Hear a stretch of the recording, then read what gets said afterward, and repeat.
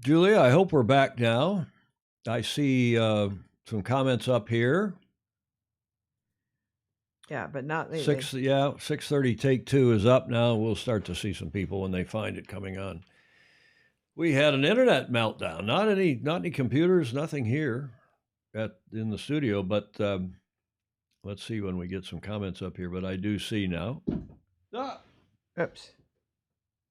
it's just my phone dropped on the floor. As we are now on take two, you'll see number 630 take two that I put up, but let's see what we got. I'm sorry, that was a terrific interview with Jeffrey. Here comes Paul Homchick, the first one back. We should be on my Twitter channel as well as both Sailing Illustrated and YouTube now. And we had I don't need to see that, but we had what failed? Paul Homchick's asking. Hi, gang. Hi, Tom Fishbeck. Yeah, we're back. Ted Ryman. We had a meltdown. We had a internet failure here. And as we were saying, Julia, yesterday, Comcast informed us some days ago that they were going to work on the network. Yes, on yesterday. And yesterday, and it was going to take, there'd be a service interruption, which I actually never noticed a service interruption. And then they notified us yesterday afternoon, both on your Comcast service upstairs and on mine down here, that it was all fixed and it was all done. But when I saw us get knocked off the air, and we always monitor the show also on a phone, sitting here next to me. So, but I saw the indications. Yeah. You saw it? My phone didn't knock off when everybody else's did, though. Well, but I don't know what you were looking at, but we definitely, obviously, did get knocked off the air. We apologize because we did get knocked off the air, and some of you are coming back now. Are you back? Yep, Graham Sweeney. That hasn't happened in a long, long time, and I don't know why, but when I checked, I'm going to check the internet speed again here. Yeah. But when I checked it, the internet had crashed, and the download was still, but the upload speed had stopped, had gone to, like 2 or 3 megabits. Why it was, and I think that's why it was kind of stuttering and pooping and starting and stopping. But we're back, and I don't know whether to rerun that whole Jeffrey. I think I will. I'm back, so no sailing last night or tonight. Here we are. Hi, Mary Jude Szymanski, and Fred Soward is back. All good. Jonathan Frank is back. Oh, good. So we are back, and we'll wait just for a sec for people to get back, and I'm going to rerun that Jeffrey Peterson interview. We'll start with that and then continue into the show. I don't know. We kind of were halfway into that when we lost folks. And Jonathan Frank is back, and it looks now like we have a stable internet connection. Took a while for it to come back. Yes. I use, speedtest.com. You have the app here. And, we had gone red. We'd gone to 0. And none of the computers were all working. Everything here was working just fine. But the internet was gone. And here we go now. Let's move ahead. And back, Julia, everything's green. Everything's nominal. Everything's green. The internet speed is great, up and down. Of course, we don't care about down. We're not downloading anything. It's just up when we're streaming a show. What are you saying? I need. Oh, you don't have your monitor there. No. We'll reset your monitor. We'll reset your monitor. You There we go. You wouldn't be happy if you couldn't see the show over there on your monitor. That's really true. Now you say, I can see the 2-shot on your monitor, which is what I'm airing here. And let's go back to Jeffrey Peterson's. Hello, Gordon Smith. He's back with us. So we'll proceed with the Jeffrey Peterson interview as we were doing when we got knocked off the air. Sorry about that. This is the first edition of Road to the Governor's Cup for 2023. The Gov Cup, of course, the prestigious International Youth Match Racing Championship, hosted annually by the Balboa Yacht Club down in Newport Beach, California. And delighted to have with us Gov Cup guru Andy Rose, as usual, for the first of what we hope are 12 of these, with each of the 12 sailors who will eventually be making it to Gov Cup. And Jeffrey Peterson, former winner, won a couple of years ago, and we're catching up with Jeffrey in Italy, of all places, Lago di Ledro. Welcome, both of you. Andrew? Thank you. Well, it's great to be here, and it's great to start this series again. We had a lot of fun with it last year. Jeffrey, what are you doing in Italy? Yeah, we're doing some match racing out here. Hopefully, getting ready for the Governor's Cup and try to climb the World Match Race Tour leaderboard. So we're out here in Lago d'Aledro in northern Italy, competing on a very small lake, but a very beautiful lake nonetheless, and competing at some of the world's finest sailors. Well, you're right up near the north end of the bigger Lago di Garda, Lake Garda, at a place called the Associazione Vela Lago d'Aledro, which is a cool-looking little club, and what is a beautiful lake. From the pictures I've seen, I've not been there, but tell us about this regatta. Yeah, well, it's certainly been a fantastic event. The association's done a fantastic job of running a great regatta in what could only really be described as very tricky conditions. It would not be our typical Champagne sailing that we get out in Newport Beach with, a 10-knot westerly at 3:00 in the afternoon. But it's been fantastic. You can see from the pictures, it's gorgeous. Green mountains on all sides, and a very stacked lineup. I think there were 11 teams and 8 countries represented, 3 French teams. It was a fantastic regatta. Really, it was a lot of really tough racing. We had great moments and a couple of not so great moments, including today. Unfortunately, it was a bit of a tough day for us, ending out the third and final day of the regatta. We came 4th. So we're pretty happy about that. 4th out of 11 in this kind of field is pretty good for a new venue for us in, J22, which is a platform similar to us. But yeah, we definitely feel like we left a little bit on the table, but we're excited with how much we were able to learn, and we are, holding our heads high from that performance and looking forward to getting back out to Newport Beach and racing for that beautiful cup again. Tell us about your crew that you had with you. Yeah, absolute star-studded lineup. Thankful for these boys, Max Mayo and Daniel Pegg to the left of me there in that photo. They're the real heroes. I just sit back there and hold a tiller at the end of the day. I really don't do all that much, but these are the guys out there putting in, serious amount of effort. Every time we came around the weather mark and hoisted, we gained a boat length. Every time we got to the leeward mark, we gained a boat length, just because these guys were so good in the front of the boat. They're fantastic. They're actually over there listening to me now and all smiling and looking at me. But it was a fantastic week, and I was really, really grateful to have those boys on board. And Jeffrey, what would you say to them if they weren't sitting right there? What would you say about them? There's a couple things, but I probably shouldn't say them on live TV. It looked like a pretty light series, Jeffrey. Light, and you said it was quite fluky. And you, of course, on those alpine lakes, it's not unlike the lake I grew up in Michigan, where it can go from literally nothing to 12, 15, sometimes more. Yeah, it's definitely been a tricky bit. I think we're up at just a little over 8,000 feet of elevation, so we're pretty far up there and up surrounded on all 4 sides by mountains. So it's been very tricky, but there is a very nice prevailing easterly that comes through. And sometimes it's blowing 4, and in the same race it's blowing 15, and you see 20, 30 degree swings and shifts. So very shifty, lake conditions that, a lot of that are pretty familiar with any lake that we get to sail on. So it made it really challenging. There were races where we were ahead by 6 lengths and we were finished about at the leeward mark. And so it's, it proved to be very tricky racing, something that we feel that we need to get better at in our game in the shifts. But we've really a lot of great learning, and we had some really brilliant moments too to make it into the semifinals. Was a clutch win in the last race of the round robin. Every team's been really good, and every team's shown that they are here to compete and that they can throw down with the best of them. And it's been a fantastic weekend so far. So you're done. This is Sunday night when we're recording this on this is the 25th of June. So you're spending another week in Europe before another regatta you're headed to where in Sweden?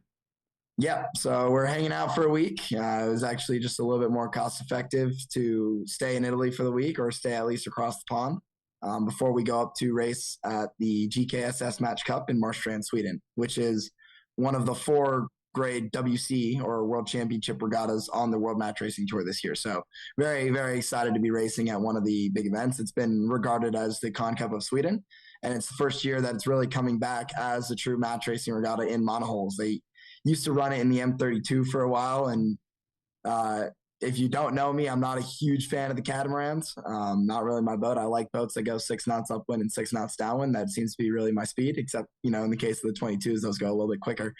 But that's usually more my speed. So very excited to be getting back out in this regatta and out in Sweden, because we've never been there before. The entire team, all first timers, a couple new people on board that week too. So we're really looking forward to going out and throwing down. We got Chris Poole, Nick Egnott Johnson, Jeppe Bork. It's going to be a pretty star-studded lineup of skippers in a very competitive event. Yeah, that's a terrific place to sail. I have sailed there and judged there, and it's the middle of the summer. It's warm. You have the ladies and some of the gentlemen up on the rocks in, shall we say, Speedos or less.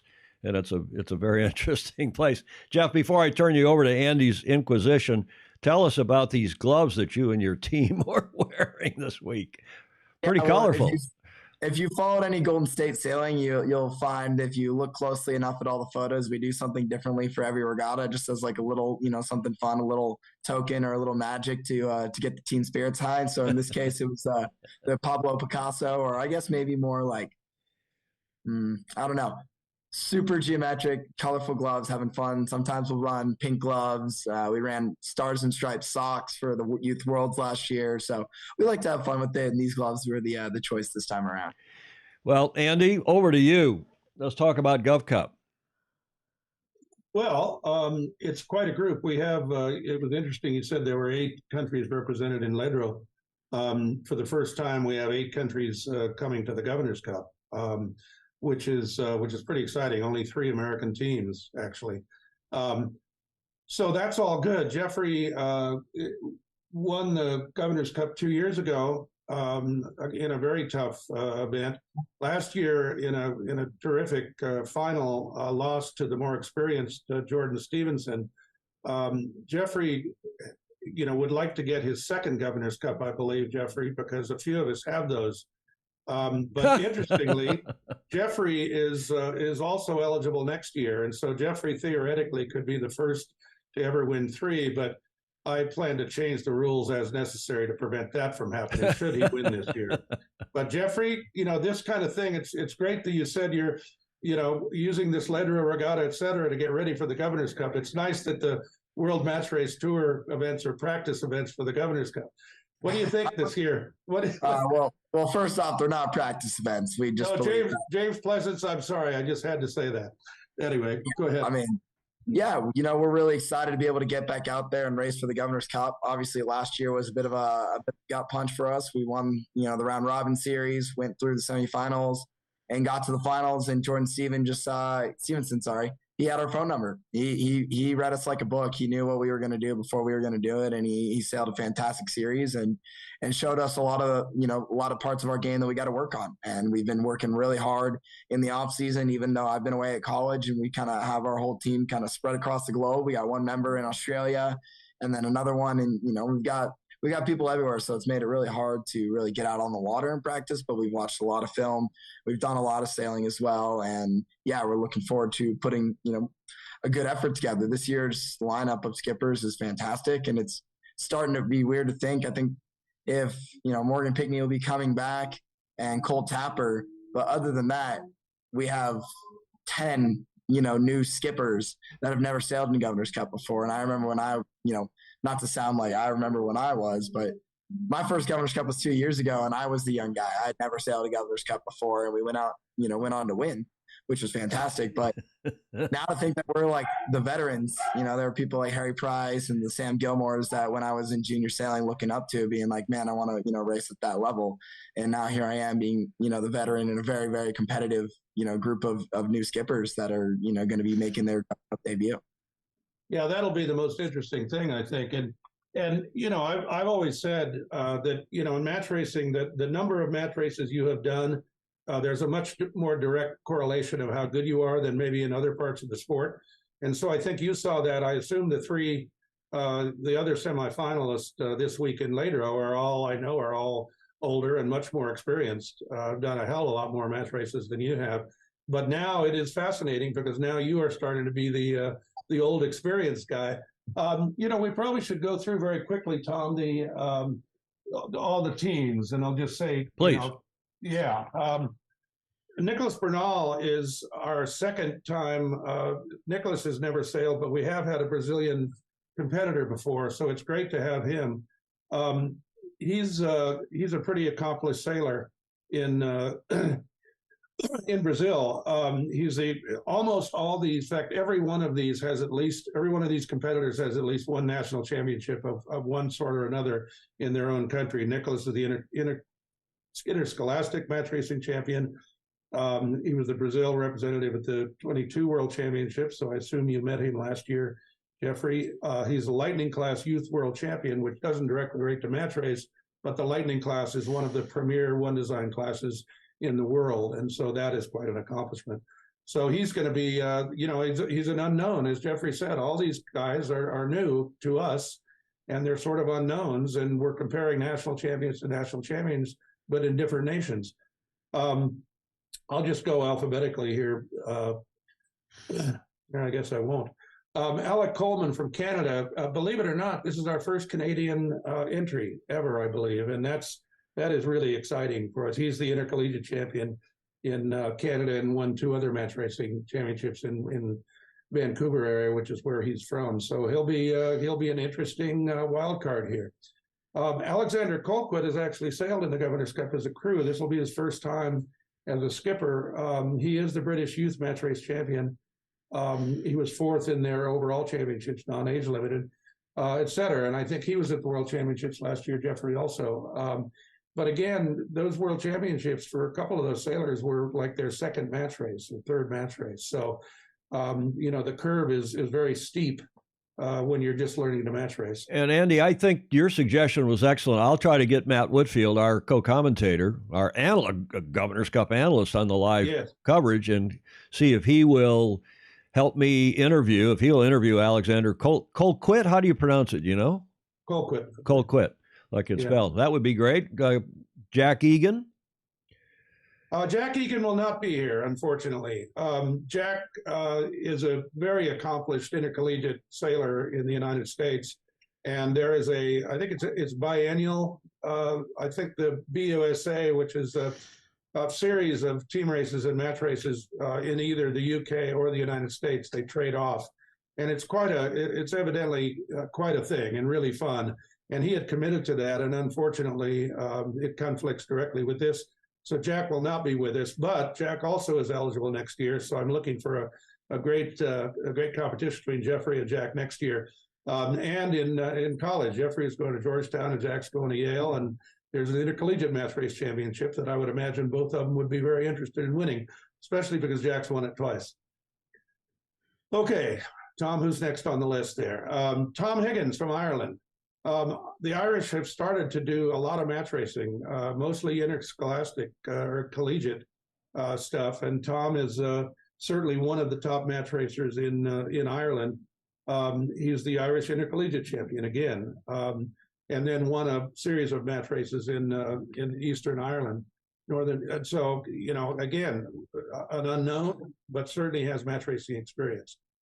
Josh Hyde, as you know, Tom and Jeffrey, and most of our viewers, Australia and New Zealand always come up with really good sailors, really good match racers. They've been match racing for a long time down there, and their youth events, they have a series of excellent youth events in Australia and New Zealand, and they all fly over, and compete against each other. So they end up with a really good group. And Josh is just the latest of a series of incredible New Zealand sailors. He was first in the Harkin Youth New Zealand, and also the youth match racing champion of New Zealand. So again, we expect big things from him.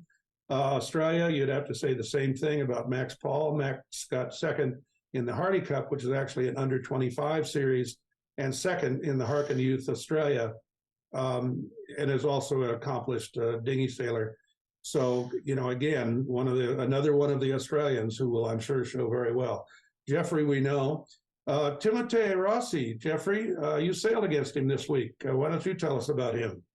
Yeah, Timotei is a fantastic match racer out of France. I believe he's a little younger than I am, but got into match racing, I think, just before the start of the 22 Worlds. He's got a fantastic coach out there. He's a World Tour vet. He's won the World Tour Championships, I think, twice. So they've got a lot of match racing talent out in France. They've been doing a ton of sailing, and they've got, they had three teams being represented this week here in Italy. So there seems to be quite a large push in France for a lot of match racing. These kids are getting really good, really fast. coming out of Europe. And, I'm excited to see Timothée. I think he's a great friend, a great competitor. He and I are very similar in how we sail, very, very aggressive when we need to be, and disciplined and calculated in other times. So he's going to be a fantastic competitor coming into, this summer. I believe he's a product, as are most of the other French competitors, of Mathieu Richard's great work. I call Mathieu the Dave Perry of France. Dave has really been instrumental in creating the enthusiasm for youth match racing here in the United States. And he's doing an incredible job, obviously, because his sailors are starting to show up, on the leaderboards of a lot of regattas. So he'll be tough. Next, Tom. Cole Tapper. Cole Tapper. Well, we all know Cole very well. We knew his older brother before him. Last year, his older brother actually crewed for Cole. Cole has won pretty much everything you can win down there. He won the bowl. Second, he came up here and got second in the U.S. Grand Slam. He was fifth in his first Governor's Cup last year, but could easily have been a semifinalist. And Cole will be very tough. He's had a good year in Australia. So you'd have to say, early on that from the sailors we know, that Cole and Jeffrey would be, the favorites, just because, both of them have shown that they can do this, and we don't know enough about all the other sailors. So looking forward to having Cole back. Marcello Torre, who sounds Italian, but he's from Perth. He's from Perth. Marcello is also a return competitor. Great guy, sailed very well last year. Didn't do all that well, but again, has sort of dominated youth match racing in Western Australia. And one might think, well, that's just Australia. Well, if you've been to Australia or, read a map, Western Australia is really a separate place. It's in many ways, and it's a long way from Sydney, so much less New Zealand. So again, he's probably the best match racer out there. And after one Governor's Cup, I'm sure will be much better this year and be very competitive. Then the Rose Cup winner, and we know that's taking place this weekend, but Andrew, tell us, if you would, what is the Rose Cup? Well, hang on. We have some late breaking news. It literally just came over here. Hang on a second. Okay, first of all, the Rose Cup is the United States Youth Match Racing Championship. I did not name it after myself. It was named after me, but I did not do it. Jeffrey never believes me, but that's true. We have two entrants we selected in the Rose Cup. They're literally racing as we speak, and this result just came over the wire here. Chapman Peterson is ahead of Morgan Pinkney in the finals, 2-1. But that doesn't really matter, because in order to qualify for the spots from the Rose Cup, you have to have been able to come to the Governor's Cup and filed an RFI with us to show that you want to come. Chapman Peterson did not. So Morgan Pinkney is in for sure. And I see now that Justin Callahan has moved to a 2-1 lead over Michael Kirkman. Both of them filed RFIs with us. So one of those two will be invited to the Rose Cup. I can tell you, I didn't look at the weather map this morning, but they are expecting thunderstorms in Sheboygan, which is not a big surprise. Can you imagine thunderstorms on the Great Lakes? But in any event, I don't know if they'll get the three, it's first to three, and I don't know if they'll get those done. So, at this point, Justin's looking pretty good. I would imagine Justin's probably praying for thunderstorms, at this point. But I didn't look at the map this morning. But so that's more. It looks like Morgan Pinkney and Justin Callahan, Andy, will make it through. We're not 100% sure. But it could be Michael Kirkman. So let me just look at my weather map here and see what's going on. Well, if I can speak from Justin Callahan's perspective, I know for a fact he's not praying for thunderstorms. He wants to race, and he's a type of sailor he'd go out there and want to beat them straight up. And if it's if the huge wind shift, he would be the first one to ask for the race to be called off and so that you have a clean, fair race. I've gotten to know Justin pretty well over the last couple of weeks. I actually was living in his apartment out in Newport, Rhode Island while I was there a few weeks ago. And he's a really great guy. Him and his brother are fantastic sailors out of Miami, Florida. So I don't know Michael Kirkman. I'm sure he's a great guy, but I'm rooting for Justin as well. I think he's a fantastic sailor, and I'd love to see him try his hand in the Gov Cup. Yeah, we saw Justin a week ago or 2 weeks ago in Newport. We'll talk about it in just a second. I'm looking at the map here, and it looks like they're going to get the races in. There is some little thunderstorm activity coming, but it's moving southwest to northeast and may, either miss them or be pretty minor. So anyway, we will see later today. We will know who the second Governor's Cup representative is. So it should be a great Governor's Cup. And then Tom wanted to, Jeffrey and I and Daniel Pegg, one of his crew from Ledro here, have another boat to sail on right after the Governor's Cup. Jeffrey, is it just like the boats you sail in Governor's Cup? Not quite. Match racing boat, and that's about it. It's got a main and a jib and a spinnaker. Yep, there you go. And a rudder and a keel. So, we got some similarities there, but no, we're going right after Governor's Cup. I think we actually have to fly the day of Monday morning. Yeah, Monday morning, the day Sunday after. morning.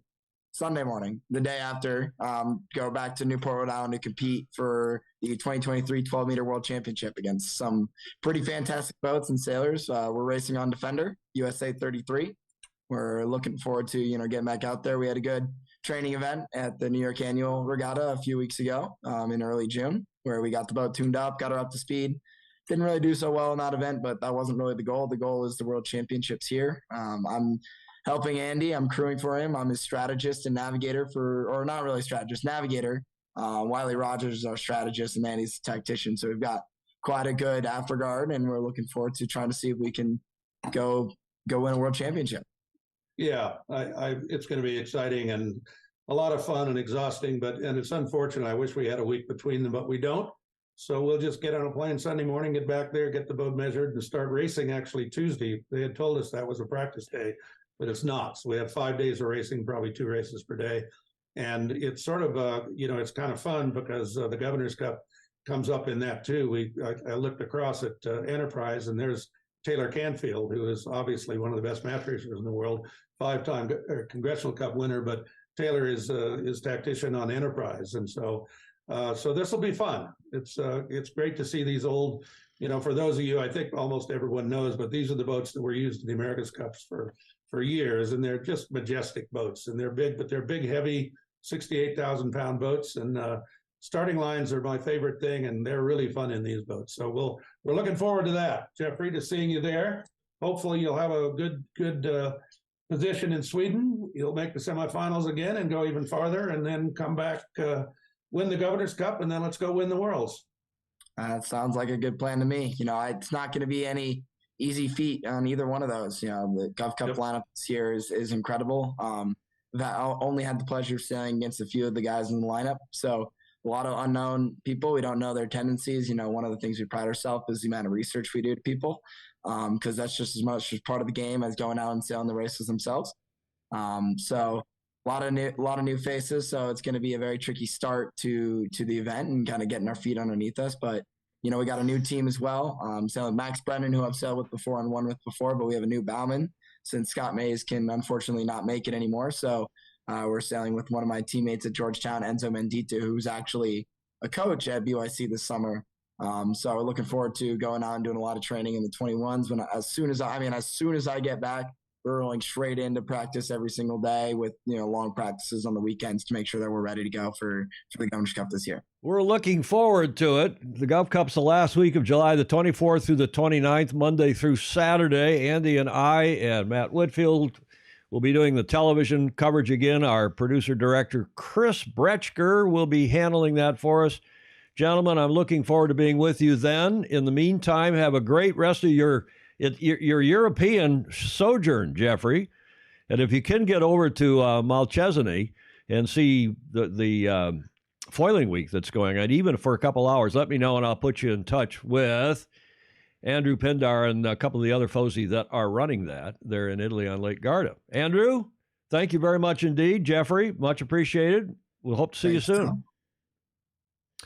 Okay, so we got that entire interview in. Thank you for all of you who rejoined us after that internet crash. Ed Worley, John Schaefer, Captain Jack, Andrew Pindar is on. We're going to talk about Andrew in a moment, who is at Foiling Week. Baton Rouge, Mary Jude Szymanski, Graham Sweeney, Gordon Smith, Jonathan Frank, Fred Soward. Hello, Fred. And thank you all, Tom Fishback, Ted Ryman. Yeah, Paul, the internet. We have everything's wired in here. We have massive computer systems. and we don't have any more technical problems ourselves. But you never know when the internet's going to go down, right, Julia? I know, but it was very unusual. That hasn't really happened to us. That hasn't happened in a long time. So it did, but we know that they were working on the network. Thank you for hanging on, everybody. Exactly. They were working on the network. They told us yesterday, and they told us it was all done. They gave us plenty of warning that it was going to be, and I didn't worry about it, and it's seemed to have worked fine up until that little hiccup there. So hopefully it's not a problem. Right. Speaking of Andrew Pindar, we got a FOSI Focus here, Julia. And of course, FOSI Focus is all about cool people, Friends of Sailing Illustrated. And I give you this. Speaking of cool people, do you know where that is? I'll give you a hint. It's in Great Britain. Mm-hmm. It's in Scarborough. Aha. That is Chateau Pindar Oh, how in nice. Scarborough How nice. on England's east coast, of course. And sunny Scarborough. Sunny Scarborough. Yeah, he calls it Scarbados, right? What was the first seaside resort in the world? I asked Wikipedia earlier today, and one of the earliest, in any event, you could go back, I suppose, to Egyptian and Phoenician and Greek and who knows what else, but one of the earliest such seaside resorts was Scarborough in Yorkshire No kidding. during the 1720s, not unlike your Calistoga, Julia. Yes. Right? Isn't Calistoga a bit of a spa and Yes. town, a major source? For 8,000 years since the Indians used it. Well, the Indians used it 8,000. Indians weren't around 8,000 years ago, were they? Well, yes, indeed. Oh, were they? Mhm. Wow. The Native Americans. Native Americans. It had been a popular spa town since a stream of acidic water was discovered running from one of the cliffs to the south of the town in the 1600s, the 17th century. And that's a Pindar photo he took a few days back, sent to me, and he said, no wonder we sometimes call it Scarbados. Yes, Like indeed. Barbados, only Scarbados. And it is, I haven't been there, but we're going to sooner or later, somehow, some way, going to visit Andrew at his home in his beautiful Scarbados. Mhm. But he is today down at Malchazina, and that is on the east side of Lake Garda, where they are running Foiling Week. He is helping with Foiling Week, and it's been a bit of a stormy start. They had massive thunderstorms and heavy, heavy rain earlier today. And Andrew gave us this report. I hope this plays okay. We had a bit of a problem getting this running. Let's see if it plays okay now. Yeah, in the lower Hey, right Tom, corner. Julia and the Okay. Posey. It's Andrew Bear here with us. from a very lightning-struck Lake Garda today. Sailing on the prep days for Foiling Week 10th anniversary have been going well, though it's been a bit of a washout later this afternoon as the storm blew in. When they have storms here, they really do have storms. So anyway, just wanted to say hi. Foiling Week 10th anniversary, a lot of effort behind the Magenta projects here. The Sue Moth Challenge, the Sustainable Moth Challenge is going great guns. And there's going to be racing, and I think 7 classes of boats at Foiling Week for its 10th anniversary. So I'm not sure I'll be on with you later tonight, but certainly looking forward to catching up. Bye. So that's Andrew Pindar from Lake Garda, Lago di Garda in northern Italy. Steve Gruber saying, I think the first seaside resort was the banks of the River Styx. Smith saying, Gordon saying, just like Buxton in Derbyshire, it's Pindar Manor in Yorkshire, not Chateau Pindar. Yes, we should have said Pindar Manor. But thank you, Andrew, for sending. He sent that in right at the last minute. We had a bit of a technical problem, obviously, with that. Yeah, Captain Jack is saying that Weymouth was the first. Yeah, apparently way back when Weymouth was considered well before Brighton, which now is a bit of a spa town. But thank you for all those comments. Thank you, short but sweet Andrew Pindar. Well, he did that really at the last minute, and appreciated that very much. Hope the weather clears up because they've got a lot on. It's a fantastic week, as you heard him say. What's happening on the 27th of June, Julia? What happened back in 1898? 1898. Here is your first clue. He's a sailor. famously good captain. That is a photo from Century Magazine in 1899 of this famous. Is in English? No, he's actually Canadian. He was born in Canada. Ted Ryman's got it. Look at that. Ryman's right on the ball here. Oh, good. This is Captain Joshua Slocum. That's his sailing vessel. Actually, it was a fishing vessel, the yacht Spray. And Slocum was born in Canada, ended up emigrating to the U.S., but he sailed all over the bloody world before he did his famous solo circumnavigation. Slocum rebuilt, and I won't bore you with all of the other stuff. He lived here in San Francisco for a long time.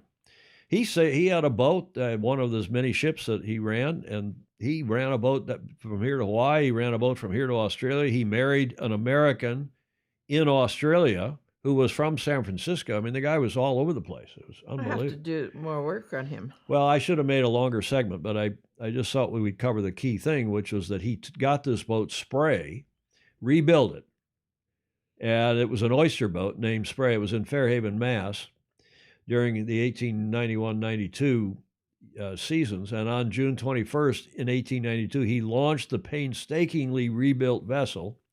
And on the 24th of April, 1895, he set sail from Boston in his famous book, Sailing Alone Around the World, now considered a classic of travel literature, sort of like John Emmett. I think he's a classic of travel literature at this point, or electronic literature. Literature and videos. He described his departure in the following manner. I had resolved on a voyage around the world, and as the wind on the morning of April 24, 1895 was fair, at noon I weighed anchor, set sail, and filled away from Boston, where the Spray had been moored snugly all winter. The 12 o'clock whistles were blowing, just as the sloop shot ahead under full sail. A short board was made up the harbor on the port tack. Then coming about, she stood to seaward with her boom well off to port and swung past the ferries with lively heels. Oh, nice. I mean, he could sail, he could also write. Yeah. A photographer on the outer pier of East Boston got a picture of her as she swept by, her flag at the peak, throwing her folds clear. A thrilling pulse beat high in me. My step was light on deck in the crisp air. I felt there could be no turning back and that I was engaging in an adventure, the meaning of which I thoroughly understood. Good for him. Have you read that book? I tried to. You did? And what happened? I didn't get through it. Was it too much? It was too much, or I wasn't in that mood or something when I did it. How long ago? Oh, 30 years ago. Way back. 30, 40 years, yeah. I thought my sunroom was nice. Pindar's is stunning. Okay, we're back on Pindar Manor. Ryman is saying his book, Sailing Around Alone the World, is kept in my car door pocket. How nice. Ryman's going to have to give you lessons about that. He maybe give you the short version of it. Yeah, he was mysteriously lost at sea, but that came quite a bit later.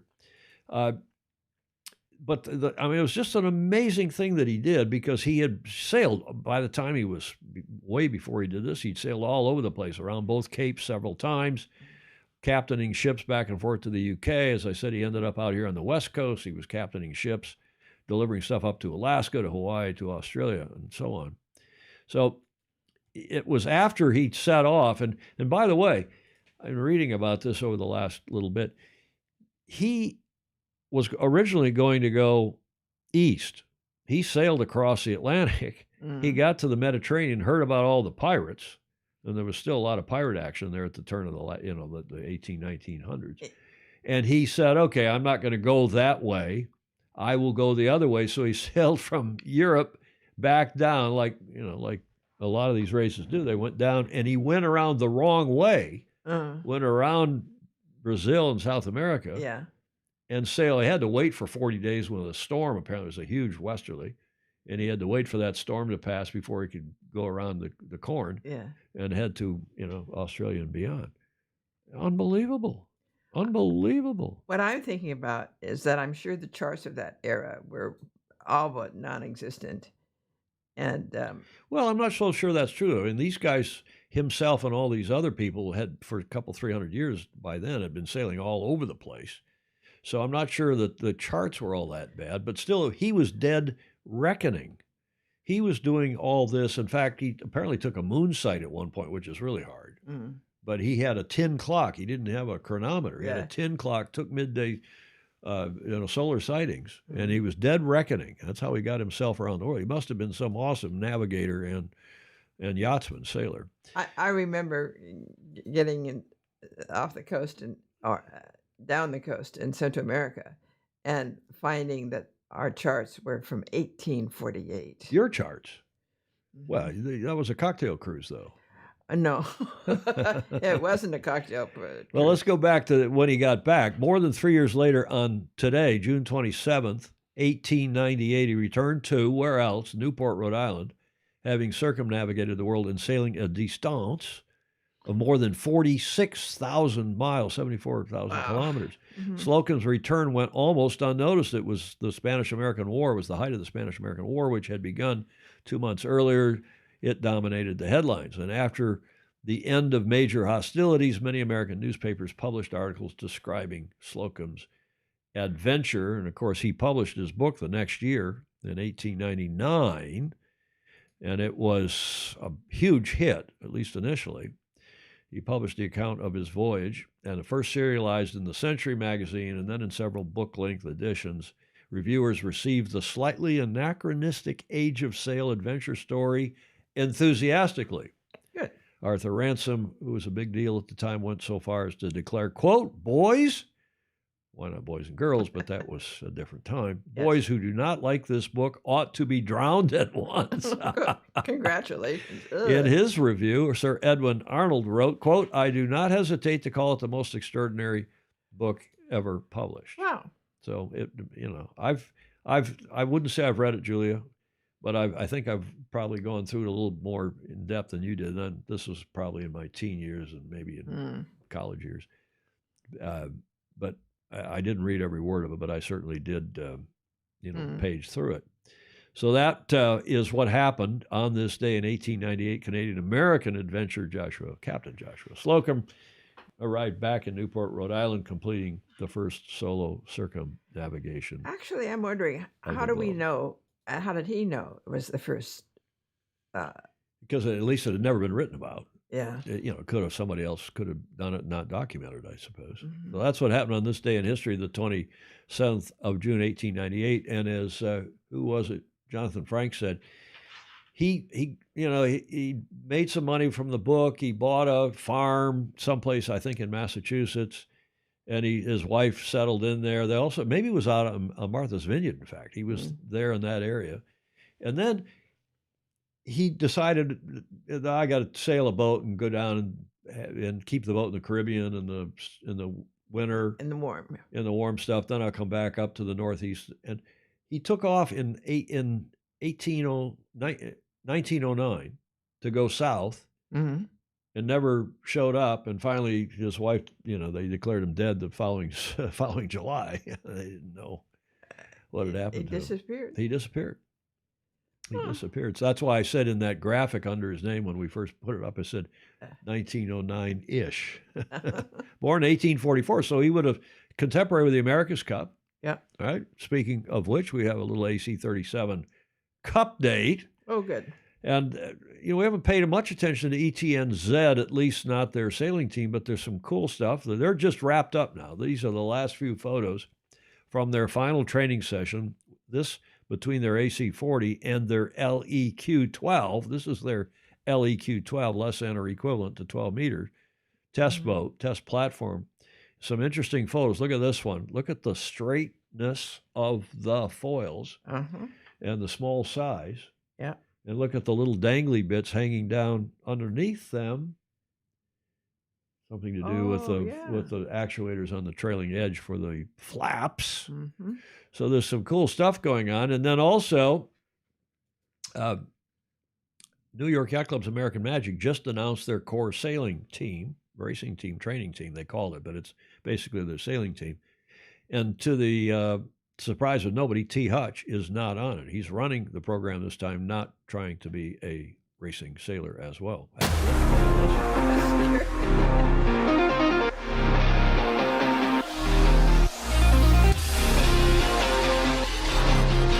Riley Gibbs and Paul Goodison. Nice Gary with that start of that video. Harry Melgus. Harry Melgus is on the team. Michael Menninger. Another good SoCal boy. Slingsby, Really of course. Trey, yeah, I missed a couple names, but Cooper Dressler, Colton Hall, Tim Hornsby, Ashton Lambie. Turn your headphone down, Julia. You got a volume control. I'm missing these names.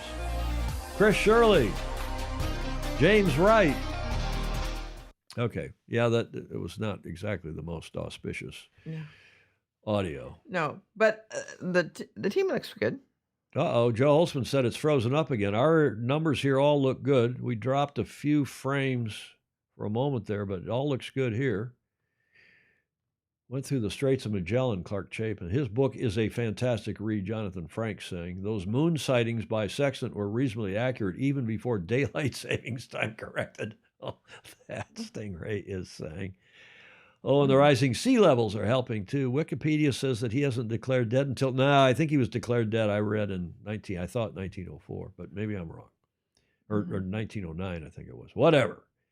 This Slocum disappeared in the Bermuda Triangle. What a terrible video. Gordon Smith agrees with you, Julia. Annoying video. It could get interesting in how many sailing roles some of the cyclors may get. Okay. Much better than the arms cross scowling team photo. I think we'd all agree with that. We're tired of this, right? Yeah. Tired of this Yes, stuff. But yeah, it was kind of a bit of a strange video. it is.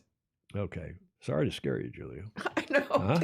Sorry to scare you. American Magic announces their sailing team. Really, I think it's their training team, but there's two teams worth of guys there, I suppose. Okay, that gets us to, thankfully, the last leg after our technical problem there. Apologies again. And as promised, we've got an update from the, not today's video, but yesterday's video at this terrific. There's photos and breeze and nice coverage from Robert Deves and the OK Dinghy class in sailing in Lyme Regis Sailing Club there in down on the south coast of the UK. Have a look at this nice video. You'll like the music better. Oh, yes. That's nice.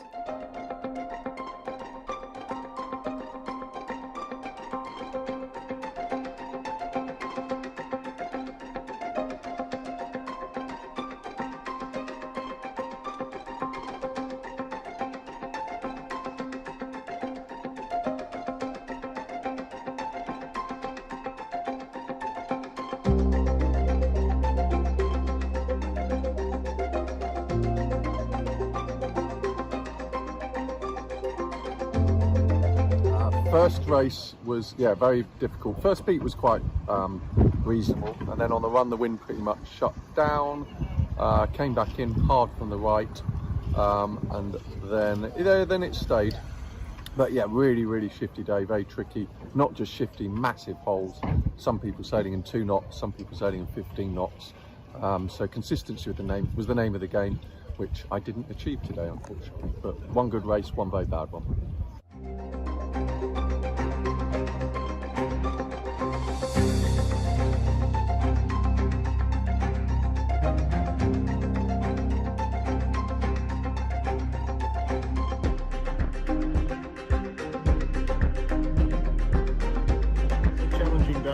The wind was up and down, mostly light with a few bit of stronger sections, but there was lots of big shifts and people were up and down all day, and if you got into the right shift of the first beat you were generally okay, but there's a lot of passing lanes. Looks like some people had good races and a bad one, which is what I had. I had a reasonable race in the second race, but got a bit deep in the first race. Talking around the boat park, that seems to be the story of the day. Everyone's had a good one and a bad one, but it's a great atmosphere. The club's doing a fantastic job with these really tight conditions on all these boats, over 140 boats, and looking forward to some more steady breeze the next 4 days.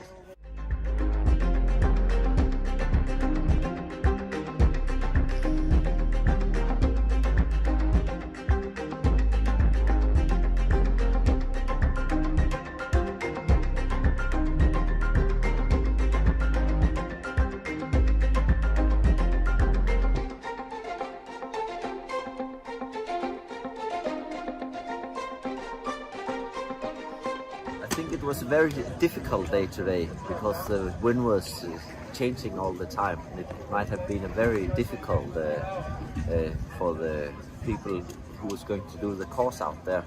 But I think in the first race I finished 5 or 6 or something like that, and it was all right. And in the second race I started at the starting vessel and tacked away for 100 meters, and then we had a good pressure, and I had a big lead at the first mark, and it was I had good pressure all the way around the course, so it wasn't that hard to actually hold this big lead. I think it's a great place to sail, actually. We talked with some of the locals yesterday, and they said that it's very unusual weather now, but it's very beautiful. You know, and in Denmark we think that in England it's always raining and cold, but this is it changed our mind. It's like in the south here. It's a very nice place.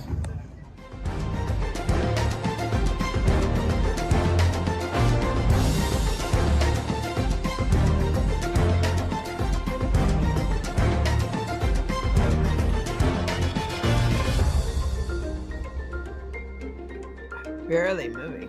Well, they're just coming into the dock after racing.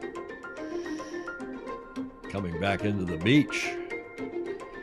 Fantastic regatta, Bravo Zulu, 100, any class, large or small boats, it gets 140 boats at their worlds. The OK Dinghy International Association, Bravo Zulu. And J. Frederick Bland, I know you're very proud of that class and others of you who've been sailing in it for many years. Mm-hmm. Nice video. We'll keep you apprised. They wrap up this weekend. I think they're done on Sunday, so we should know the results next. I think, what's today, Tuesday? I think they wrap up this week, this Friday, I guess it is. Okay, gets us to the finish line. And we had somebody on from Davis Island. I don't know if it's Davis Island Yacht Club, if he or she is a member down there, but it's a great yacht club nonetheless. Gordon Smith, it's very unusual weather right now. Yeah, where have we heard that before? Yeah, Nick Craig the Brit. Has he won this? I can't remember now if he's the defending champion or if he has won this 4 or 5 times the Worlds in the OK Dinghy class. But Bravo Zulu to them and to that club, Lyme Regis, and to everybody else involved in that terrific class. Speaking of Bravo Zulu, the winners of the day, you know that club, Julia?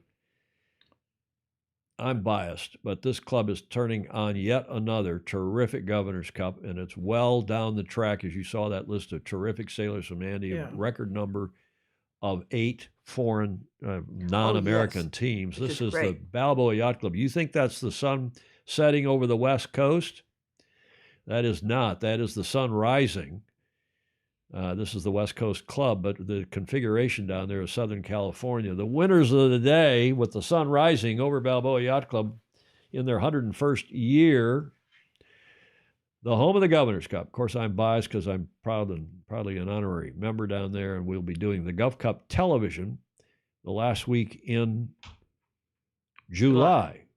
Starting on Monday night, we'll cover the opening dinner and the roast that Andy does. That's is introducing the teams right through live the finish, the finals on the Saturday, whatever that last Saturday is, the 28th, 29th of July, whatever it is.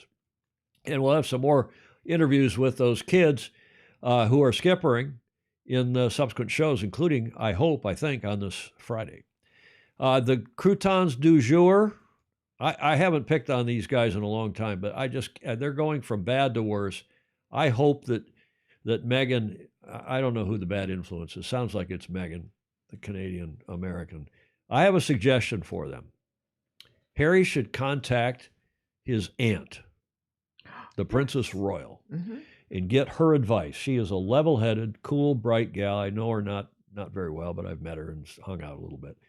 She's head of the Royal Yachting Association. She is a bright, cool person. She's also president of the International Equestrian Federation. Great sports person, yachtswoman. Her kids are yachties. Harry should call her up and say, Annie, what should I be doing? And I got a suggestion for Megan, too, since they live in Montecito, Julia, right from down the coast, or right outland, right on the coast from where you grew up in Carpinteria, right? They should go down to Santa Barbara and to the Santa Barbara Yacht Club and go sailing. Find somebody down there. I'm sure the Commodore, get out of the Hollywood scene, go yacht racing, not even yacht racing, go cruising. Find some yachties, find some sailors, find some level-headed, nice people. Get your heads out of your proverbial cockpits and go sailing. I think that's the best advice any of us could give them, and I hope they take it. Ted Ryman agreeing, Anne is the best royal, the Princess Royal, Princess Anne. Who cares what Harry and Meghan do? I do, Steve Gruber. I hope they go sailing and get their act together. For once on this topic, Tom, I think you are right. The Princess Royal would be a great place to get advice. Yeah, I was a bit tongue-in-cheek about getting sailing advice, but he ought to go talk to her. She's... Yeah. And Graham Sweeney saying the Princess Royal, that's no time for flakes. Julia, you need to introduce them to the Santa Barbara Yacht Club. Or Well, I better can do yet, that. better yet, you should get on the horn or Yeah. on the email and invite them up here to the Beach Street Yacht Club. And we'll throw a little cocktail party and tell them, and we'll interview them here on the show and tell them what a great sport we have. Introduce them to the FOSI and get them to get sailing religion. Hmm. Don't you think? More likely to get Don't- them to Santa Barbara Yacht Club Well, than but here. either way. Croutons du jour. You know, they're unbelievable. Yep. They know not what they know. They know what they don't know. What? Okay. They know not what they don't know. They don't know what they don't know. How does that work? I don't know. We better get out of this. Whiskey Yeah. Tango Foxtrot. Not only have technical problems, we have brain problems here today. I'm having a Indeed. brain fade after 2.5 hours. Sailing the Channel Islands is spectacular. Jonathan Frank says yes.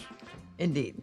And they could do that. But even if they just go down there and have a cocktail in the bar and hang out with some real people, with yachties at the Santa Barbara Yacht Club or up here, Julia, at the Beach Street Yacht Club, we would show them some Whiskey Tango Foxtrot jokes, get them to relax Yep. and enjoy life. Speaking of cool, this this came from Joe Holtzman. Some people see two piers. Huh? Uh-huh. I see a paradox. Oh, that's lovely. That is cool. It's just Yes. simple, right? Yes. There's Timothy Rossi is on. He's one of the skippers for Gov Cup, the 56 Gov. Thanks for the presentation, Jeffrey. I promise we'll do everything we can to deny you a second Governor's Cup title. Timothy, hey, thank you for coming on, and we want to get you teed up. Send me a note and tell me when you can do an interview. Maybe we'll get you and the gentleman from Ireland, the skipper from Ireland, on together because we're trying to get 2 or 3 of you. I've got the 3 Aussies. We're going to interview them tomorrow. Did I say that at the top of the show? But Timothy, thanks for coming on. Sorry for the technical problem, and we'll be looking forward to meeting him. Here's a comment from Julie Aarons. You see that? Harry needs to dump her and get away from her. She is such a social climber. I think a lot of people agree with you. I think that's absolutely right, but he happens to be in love with her. You think? Well, they've got 2 kids together now. Yeah. Well, I won't talk about his Todger. That's No, you won't. okay. Next one here. This is a funny one, and it's from a guy who's putting a lot of money into his Andrews 68, or is it a Santa Cruz 70? I can't remember. John Sangmeister sent this. How much is it, that vending machine called Sailboat? He says, it varies. You just keep putting money in until you're broke and hope for the best. I think Ed Worley sent that, but John Sangmeister also sent that apropos. Now, this next one is intellectual, Julia. Yes. This next one is intellectual. Look at this. There is a book talking about books, and Joshua Slow. You know, we do choose these sometimes for themes running through the show. There is a book giving artificial resuscitation, is resuscitating a millennial who's spewing out what? Apps. Oh, apps. From being on the, look at the phone. See the phone next to the hand? Oh, yeah. Now that is clever, and that was sent by Ryman, Ted Ryman in Cape Town. Oh, good. The Republic of South Africa sent that in. He normally sends the foulest, funniest, crudest at times. I love his jokes. In fact, I can't use but, 2 out of 10 that he sends. Yeah. But I'll use a few of them in the Stag Cruise show. I bet you will. Ted sends great stuff. Ted, thank you for that one. Finally, since this is a drinking show with a sailing habit, we have to have one to wrap it up. This is courtesy of Ed Worley. I used to see a life coach quite frequently back when they were called Yes.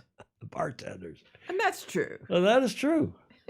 Well, I mean, we go over and talk to our bartender friend Ferdy at the Yeah.